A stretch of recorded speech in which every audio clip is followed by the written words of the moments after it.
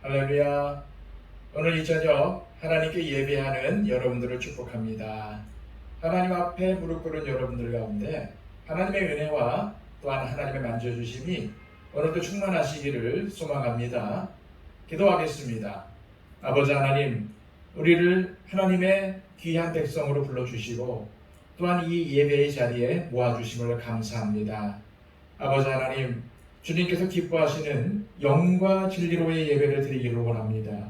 사마리아 여인처럼 장소가 중요한 것이 아니라 하나님께 진정한 무릎 꿇음, 가난한 마음을 가지고 하나님 앞에 나아가 또한 겸손하게 또한 순종하는 마음으로 하나님 앞에 엎드림, 바로 그것이 영과 진리로 예배를 드리는 것인 줄 믿습니다. 오늘도 하나님 앞에 영과 진리로 예배드리는 하나님의 백성들 주님께서 친히 만져주시고 그 마음속을 위로하여 주옵소서. 세상에서의 받은 상처와 여러 가지 환난과 어려움들을 다 이겨낼 수 있도록 하나님께서 함께하여 주시옵소서. 오늘도 이 예배를 통해서 우리가 회복되기를 원합니다. 치유받기를 원합니다. 더욱더 하나님 앞에 나가기를 원합니다. 주님, 우리가 드리는 이 예배를 흠양하여 주시고 우리 한 사람 한 사람을 회복시키시고 일으켜 주시옵소서. 이 예배의 시종을 주님께 맡겨드리며 예수 그리스도의 이름으로 기도하옵나이다. 아멘. 다 함께 찬송가 406장 찬양 드립니다.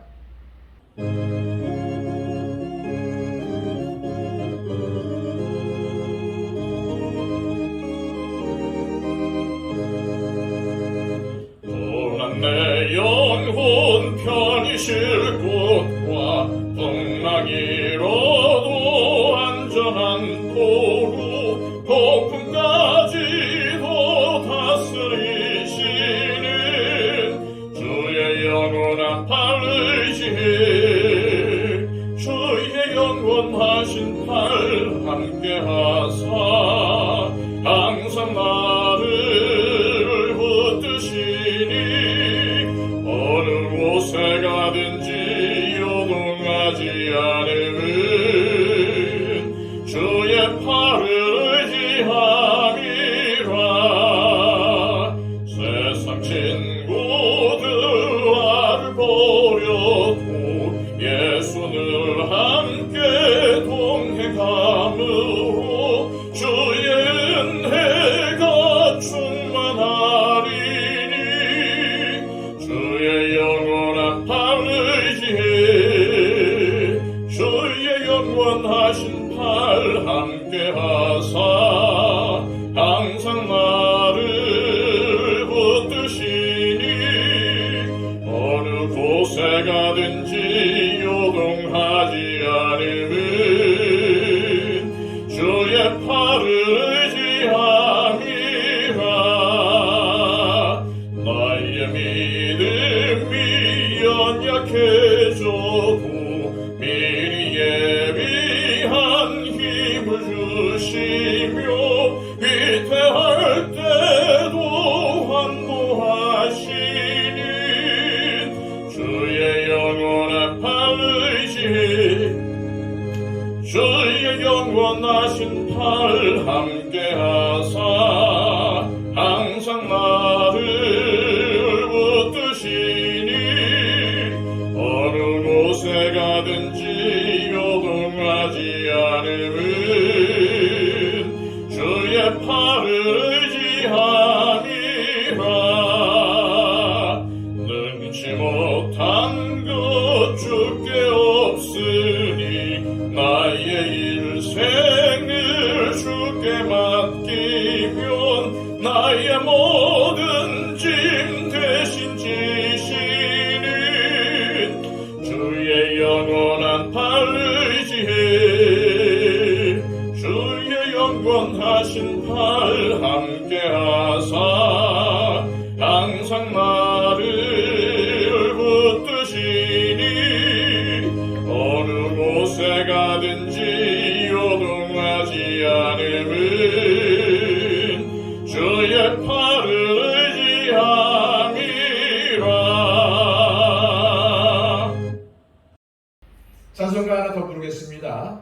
함께 부른 찬송가는 찬송가 428장입니다.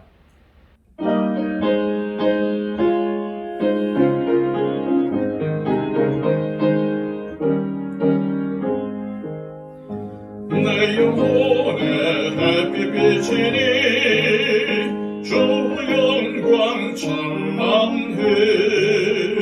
이 세상 어떤 빛보다 이미 따윈 나네. 주의 영광 빛난 광채 내게 비춰 주시옵소서.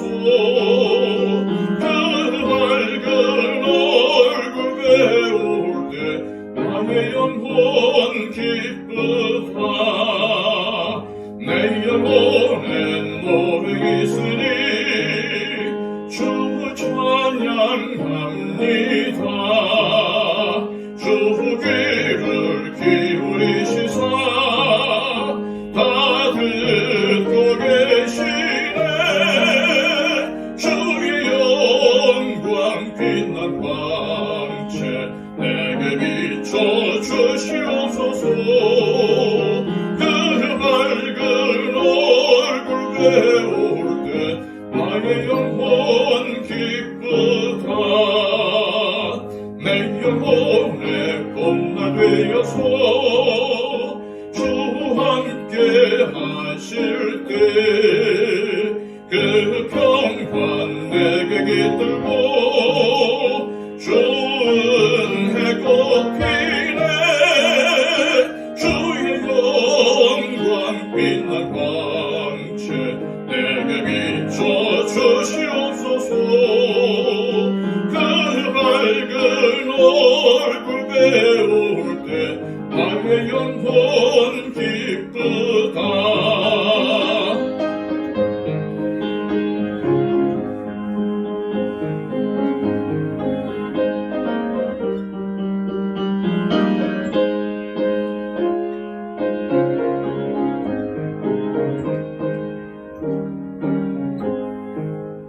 내 영혼에 희락이 있고 큰 소망 넘치네. 주 예수 복을 주시고 또 내려주시네. 주의 영광 빛난 광채 내게 비춰 주시옵소서. 그 밝은 얼굴 배울 때 나의 영혼 기쁘다. 이 시간 우리에게 주시는 하나님의 귀한 말씀은 신약성경 요한복음 4장 25절에서 42절까지의 말씀입니다. 신약성경 148쪽입니다. 여자가 이르되 메시아 곧 그리스도라 하는 이가 오실 줄을 내가 아노니 그가 오시면 모든 것을 우리에게 알려주시리이다. 예수께서 이르시되 네게 말하는 내가 그라 하시니라. 이때에 제자들이 돌아와서 예수께서 여자와 말씀하시는 것을 이상히 여겼으나 무엇을 구하시나이까 어찌하여 그와 말씀하시나이까 묻는 자가 없더라. 여자가 물동이를 버려두고 동네로 들어가서 사람들에게 이르되 내가 행한 모든 일을 내게 말한 사람을 와서 보라. 이는 그리스도가 아니냐 하니 그들이 동네에서 나와 예수께로 오더라. 그 사이에 제자들이 청하여 이르되 라비여 잡수소서. 이르시되 내게는 너희가 알지 못하는 먹을 양식이 있느니라. 제자들이 서로 말하되 누가 잡수실 것을 갖다 드렸는가 하니 예수께서 이르시되 나의 양식은 나를 보내신 이의 뜻을 행하며 그의 일을 온전히 이루는 이것이니라. 너희는 넉 달이 지나야 추수할 때가 이르겠다 하지 아니하느냐. 그러나 나는 너희에게 이르노니 너희 눈을 들어 밭을 보라. 희어져 추수하게 되었도다. 거두는 자가 이미 삭도 받고 영생에 이르는 열매를 모으나니 이는 뿌리는 자와 거두는 자가 함께 즐거워하게 하려 함이라. 그런즉 한 사람이 심고 다른 사람이 거둔다 하는 말이 옳도다. 내가 너희로 노력하지 아니한 것을 거두러 보냈노니 다른 사람들은 노력하였고 너희는 그들이 노력한 것에 참여하였느니라. 여자의 말이 내가 행한 모든 것을 그가 내게 말하였다 증언하므로 그 동네 중에 많은 사마리아인이 예수를 믿는지라. 사마리아인들이 예수께 와서 자기들과 함께 유하시기를 청하니 거기서 이틀을 유하시매 예수의 말씀으로 말미암아 믿는 자가 더욱 많아 그 여자에게 말하되 이제 우리가 믿는 것은 네 말로 인함이 아니니 이는 우리가 친히 듣고 그가 참으로 세상의 구주신 줄 알미라 하였더라. 아멘. 지난 시간 예수님께서 사마리아 여인에게 예배의 장소가 중요한 게 아니라 하나님 아버지께 참으로 예배하는 자가 되는 것이 중요하며 참된 예배는 영과 진리로 드리는 예배라고 하신 것을 살펴보았습니다. 과거의 상처와 비밀과 은밀한 죄를 그냥 숨겨둔 채 유대인들이 주장하는 예루살렘에서 예배하든 사마리아인들이 주장하는 그리심산에서 예배하든 아무 소용이 없다는 것입니다. 그 모든 죄악과 문제를 드러내고 회개하며 영과 진리로 예배해야 한다는 말씀입니다. 이제 사마리아 여인은 점점 더 깊은 영적 세계로 인도함을 받습니다. 그리고 바로 거기서 여인은 예수님을 메시아로 다시 만나게 됩니다. 인생의 문제로 오랫동안 방황하다가 드디어 길이요 진리요 생명이신 예수 그리스도를 만나게 된 것입니다. 25절 26절 말씀입니다. 여자가 이르되 메시아 곧 그리스도라 하는 이가 오실 줄을 내가 아노니 그가 오시면 모든 것을 우리에게 알려주시리이다. 예수께서 이르시되 네게 말하는 내가 그라 하시니라. 이 여인은 이제 결단을 합니다.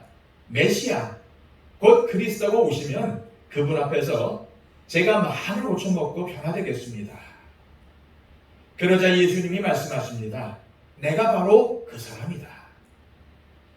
드디어 이 사마리아 여인은 예수 그리스도를 만나게 되었습니다. 중요한 것은 그분을 만난 후의 변화이고 그분을 인격적으로 체험한 후에 새로운 삶입니다. 문제와 상처투성이었던 이 여인의 삶이 예수님을 만난 후에 어떻게 변화되었습니까? 먼저 물동이를 버렸습니다. 28절입니다.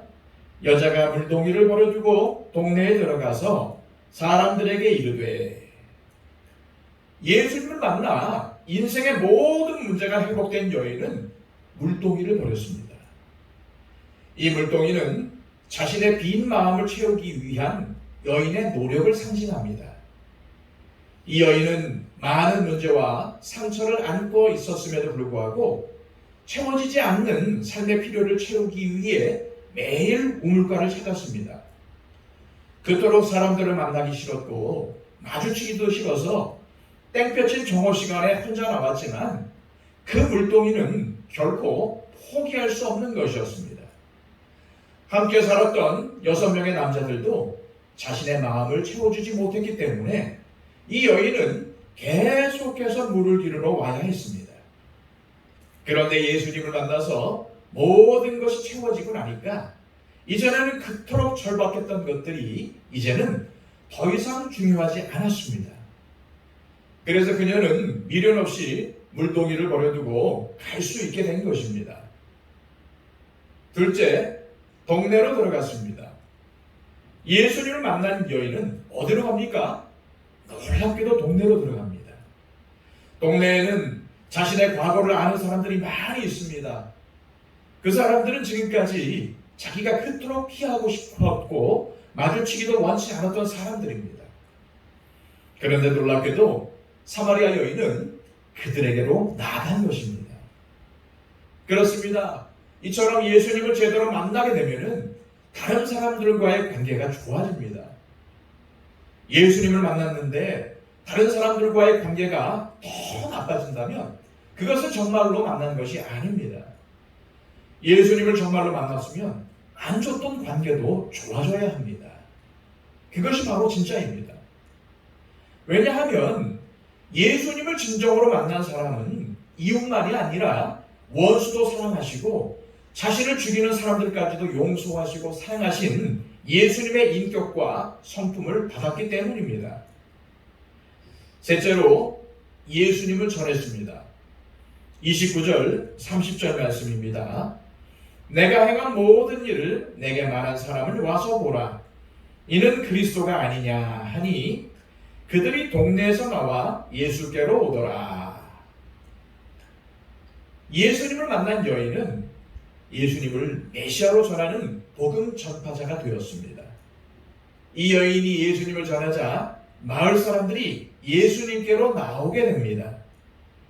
이 여인이 무엇이라고 전했습니까?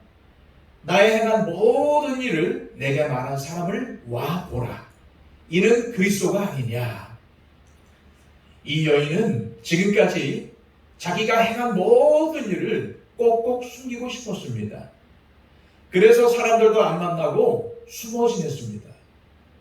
그런데 이제는 훤히 밝히고 드러냅니다. 오히려 자기의 과거를 드러내면서 예수님을 증거했습니다. 내가 이렇게 형편없는 사람이었는데 메시아가 이런 나를 만나주셨다. 여러분들도 한번 와보라. 말하며 예수님을 전했습니다. 정말 놀라운 변화가 아닙니까? 이처럼 예수 그리스도를 제대로 만난 사람은 누가 시켜서가 아니라 자발적으로 그분을 소개하고 전하는 삶을 살게 됩니다. 주님께 받은 은혜와 사랑이 너무 벅차서 주체할 수 없어 기쁨으로 그것을 나누는 것입니다. 추하고 더러운 과거가 있더라도 그것조차 사용하여 예수님을 전하는 것입니다. 그렇게 하는 것은 결코 부끄러운 일이 아닙니다. 다른 사람들이 어떻게 나오든지 상관없습니다. 상황도 문제가 안 됩니다. 결과는 미리 따져보고 하는 것이 아닙니다. 그냥 하게 되고 무조건 하게 됩니다. 내가 만난 예수 그리스도, 내가 체험한 하나님을 전하는 놀라운 삶으로 변화되는 것입니다.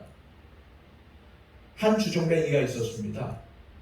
노름으로 재산을 날리고 부인과 자식들에게 폭행을 일삼는 사람이었습니다. 그러던 그가 교회를 나가게 되었습니다. 그를 잘 아는 사람들은 고개를 저으며 저런 사람이 교회를 다녀봤자 달라질 게 있겠나 이렇게 회의적이었습니다. 어느 날 친구가 그에게 물었습니다. 교회에서 목사님이 무엇하고 가르치던가? 그가 대답합니다. 착하게 살라고 하기도 하고 그런 말씀을 하신 것 같은데 잘 모르겠어. 친구가 또 물었습니다. 그럼 예수님의 제자들이 쓰신 책이 뭐라던가? 그는 당황하며 대답했습니다. 예수님의 제자들이 책도 썼나? 잘 모르겠는걸. 그 친구가 여러 가지 다른 질문들을 했지만 그의 대답은 모두 신통치가 않았습니다. 친구가 답답하다는 듯이 물었습니다. 도대체 교회에 다닌다면서 자네가 배운 것이 뭔가? 그러자 그는 자신 있게 대답했습니다. 다른 것들은 잘 모르겠는데 다만 달라진 것이 있어. 전에는 술 없으면 못 살았는데 요즘은 술 생각이 별로 나지 않아. 그리고 전에는 퇴근 후에 노름방으로 달려갔는데 지금은 집에 빨리 가고 싶고, 전에는 애들이 나를 보면 슬슬 피했는데 지금은 애들이 나하고 저녁 식사를 같이 하려고 기다린단 말이야. 그리고 아내는 전엔 내가 집에 와서 배를 누르면 문을 열고 가만히 서서 나를 쳐다보지도 않았는데 지금은 내가 퇴근할 무렵이면 대문 앞에 나와서 나를 기다린다네. 이처럼 예수님과의 진정한 만남을 경험한 사람은 말과 행동과 대인관계가 달라집니다. 성령의 9가지 열매도 주님과의 경험적 만남이 있을 때 열립니다. 성령의 열매는 억지로 만들어낼 수 있는 것이 아닙니다. 만일 억지로 만들어냈다면 그것은 흉내를 냈을 뿐입니다. 그래서 주님과의 체험적 만남이 없는 사람은 자꾸만 지적 만족으로 공백을 채우려고 합니다. 하지만 주님을 인격적으로, 체험적으로 만난 사람은 그 삶에 변화가 생기기 마련입니다. 한편 이러한 일들이 일어나는 사이에 양식을 구하러 간 제자들이 돌아옵니다. 랍비어 잡수소서 하며 구해온 양식을 예수님 앞에 내놓지요. 그러자 예수님은 이렇게 말씀하십니다. 32절입니다. 내게는 너희가 알지 못하는 먹을 양식이 있느니라. 이러한 예수님의 말씀에 제자들은 누가 잡수실 것을 갖다 드렸나 하며 의아해합니다. 그런 제자들의 모습을 보시고 예수님은 이렇게 말씀하십니다. 나의 양식은 나를 보내신 이의 뜻을 행하며 그의 일을 온전히 이루는 이것이니라. 양식이 무엇입니까? 양식은 하루하루를 살아갈 수 있는 에너지, 힘입니다.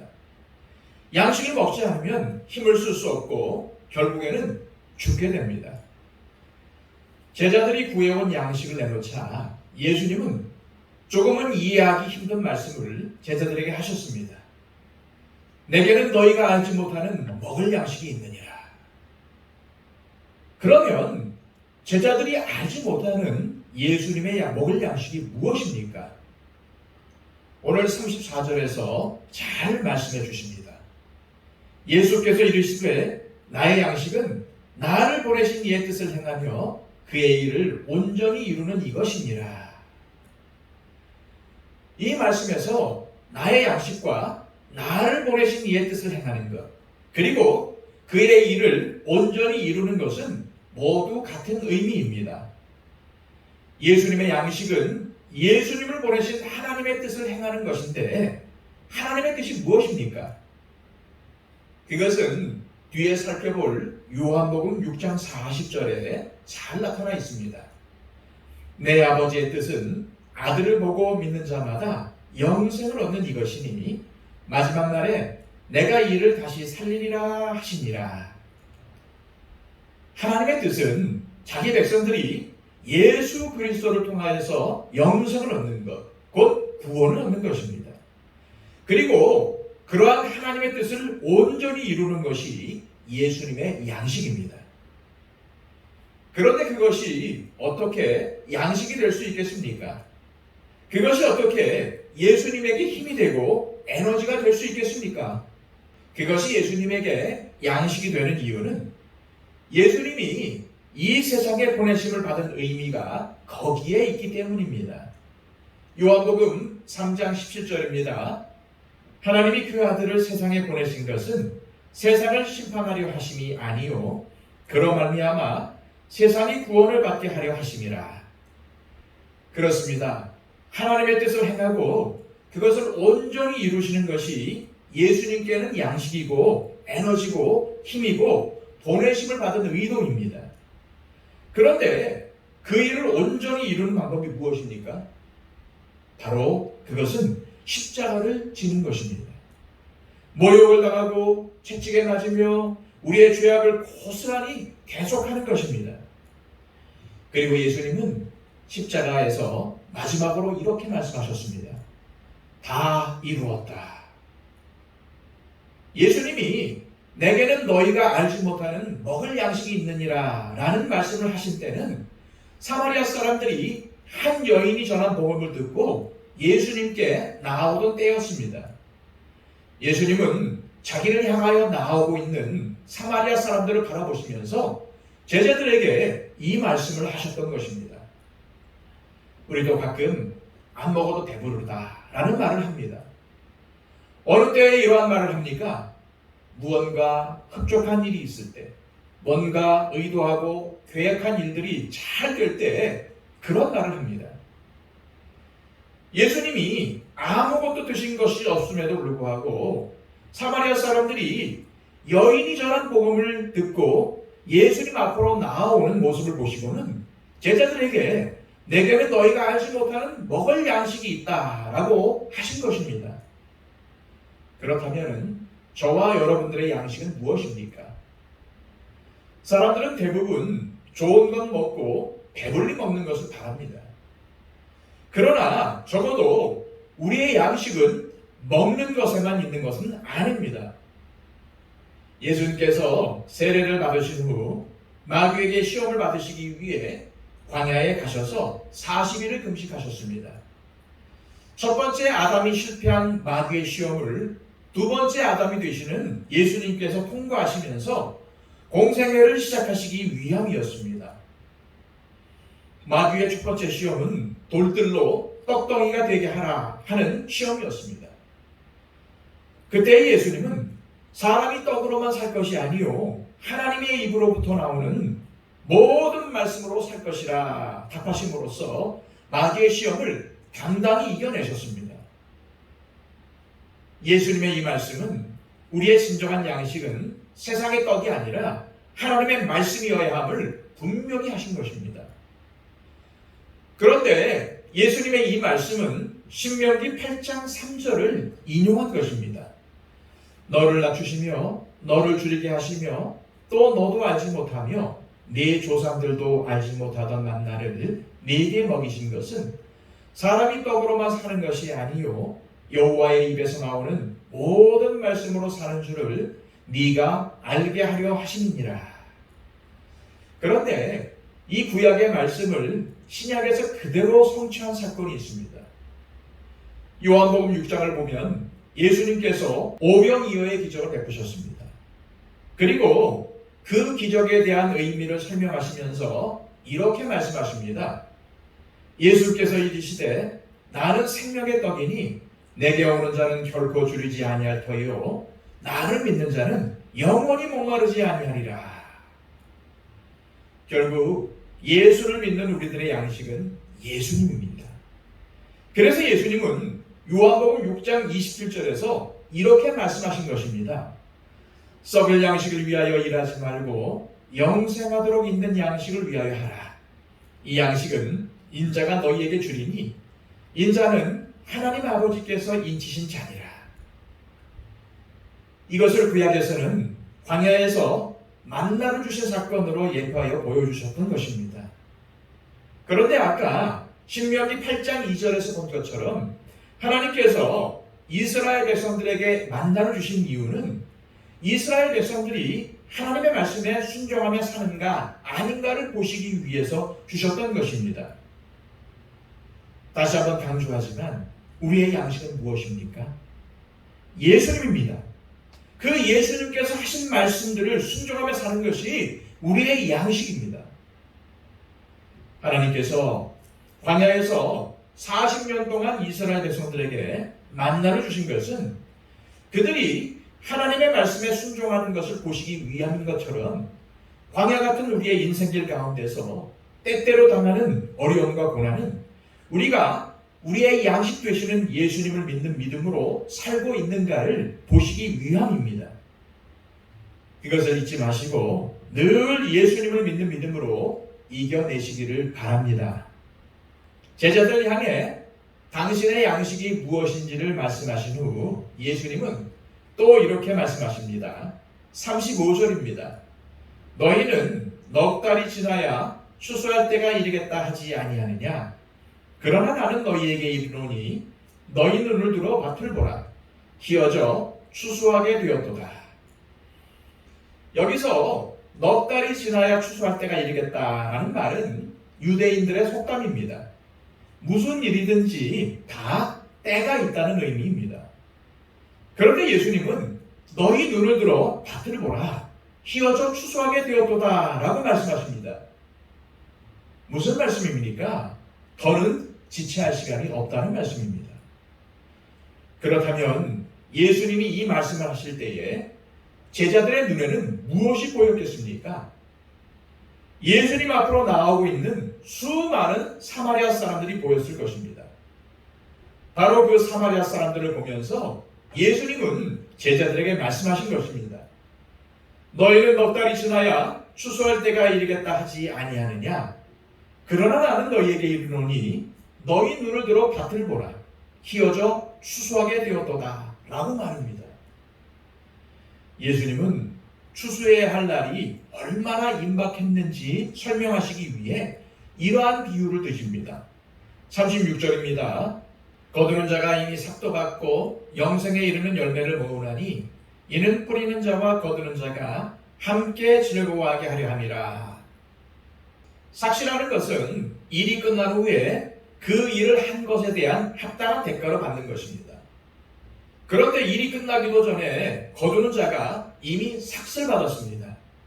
그만큼 빨리 추수를 해야 함을 알려주는 비유입니다. 그런데 예수님께서 제자들에게 임박한 추수를 말씀하신 이유가 무엇일까요? 36절 뒷부분에 그 이유가 나옵니다. 이는 뿌리는 자와 거두는 자가 함께 즐거워하게 하려 함이라.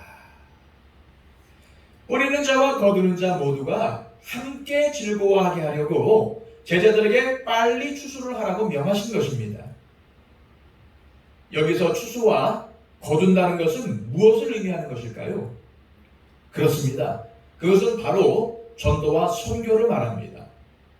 우리 주님께서 당신의 양식인 자기 백성들을 부르시는 일에 우리가 동참할 것을 요구하시는 것입니다. 그 이유는 뿌리는 자와 거두는 자가 함께 즐거워하게 하기 위해서입니다. 그런데 여러분, 전도하는 것이 쉽나요? 그렇지 않습니다. 쉽지 않죠. 그래서 어떤 분이 전도를 무덤에 비유하여 설명했습니다. 즉, 전도는 무덤에 가서 여러분 예수 믿으십시오 라고 외치는 것과 같다는 말입니다. 얼마나 미련한 짓입니까? 그런데 성경은 이 세상의 지혜로는 하나님을 알 수 없기 때문에 하나님은 전도라는 미련한 방법으로 자기 백성들을 부으신다는 겁니다. 하나님께서 우리에게 전도라는 미련한 방법으로 복음을 전하게 하시는 이유가 무엇입니까? 이는 뿌리는 자와 거두는 자가 함께 즐거워하게 하려 함이라. 예수를 모르던 사람이 나를 통해서 복음을 듣고 예수님 앞으로 나오는 그 기쁨을 누리게 하시려고 우리에게 전도의 사명을 맡기신 것입니다. 그렇게 우리에게 하나님의 즐거움에 참여하게 하시려고 주님께서 하신 일이 있습니다. 자, 37절, 38절 말씀입니다. 그런즉 한 사람이 심고 다른 사람이 거둔다 하는 말이 옳도다. 내가 너희로 노력하지 아니한 것을 거두러 보내었노니 다른 사람들은 노력하였고 너희는 그들이 노력한 것에 참여하였느니라. 주님은 한 사람이 심고 다른 사람이 거둔다 하는 말이 옳다고 하십니다. 심은 사람은 거두지 못하고 다른 사람이 거둔다고 말씀하십니다. 게다가 그것이 옳다고 하십니다. 선문답 같기도 한 예수님의 이 말씀의 배경은 신명기입니다. 신명기 20장을 보면은 이스라엘이 전쟁을 벌일 때에 전쟁에 참여한 사람들 중에 돌아가야 할 사람들에 대해서 말씀하시기를 새 집을 건축하고 낙성식을 행하지 못한 자가 있느냐? 그는 집으로 돌아갈지니 전사하면 타인이 낙성식을 행할까 하노라. 포도원을 만들고 그 과실을 먹지 못한 자가 있느냐? 그는 집으로 돌아갈지니 전사하면 타인이 그 과실을 먹을까 하노라. 여자와 약혼하고 그와 결혼하지 못한 자가 있느냐? 그는 집으로 돌아갈지니 전사하면 타인이 그를 데려갈까 하노라. 새 집을 짓고 자신이 그 집에 거처하고 포도원을 만들어 자신이 그 열매를 거두고 여자와 약혼하고 그 여자와 결혼을 하는 것은 하나님의 은혜 아래 자연스러운 이치입니다. 그러나 하나님 앞에 불순종하게 되면 받게 되는 벌이 있습니다. 신명기 28장 30절에서 35절까지의 말씀입니다. 네가 여자와 약혼하였으나 다른 사람이 그 여자와 같이 동침할 것이요 집을 건축하였으나 거기에 거주하지 못할 것이요 포도원을 심었으나 네가 그 열매를 따지 못할 것이며 네 소를 네 목전에서 잡았으나 네가 먹지 못할 것이며 네 나귀를 네 목전에서 빼앗겨도 도로 찾지 못할 것이며 네 양을 원수에게 빼앗길 것이나 너를 도와줄 자가 없을 것이며 네 자녀를 다른 민족에게 빼앗기고 종일 생각하고 찾음으로 눈이 피곤하여지나 네 손에 힘이 없을 것이며 네 토지 소산과 네 수고로 얻은 것을 네가 알지 못하는 민족이 먹겠고 너는 항상 압제와 학대를 받을 뿐이리니 이러므로 네 눈에 보이는 일로 말미암아 네가 미치리라. 여호와께서 네 무릎과 다리를 쳐서 고치지 못할 심한 종기를 생기게 하여 발바닥에서부터 정수리까지 이르게 하시리라. 불순종하는 자들에게는 자기 약혼자를 다른 이가 빼앗아가고 소를 잡아도 다른 사람이 그 소를 먹으며 자녀들도 다른 이들에게 빼앗기고 토지의 소산도 알지 못하는 민족이 와서 다 빼앗아 갈 것이라는 저주가 내려집니다. 이 신명기의 저주의 말씀과 오늘 본문의 37절의 말씀을 연결해 보십시오. 이 신명기의 저주를 누가 받게 되는 것입니까? 씨를 심은 그 사람입니다. 그렇다면 그 사람이 누구겠습니까? 바로 예수님이십니다. 예수님은 이 땅에 자기 백성들을 심으셨습니다.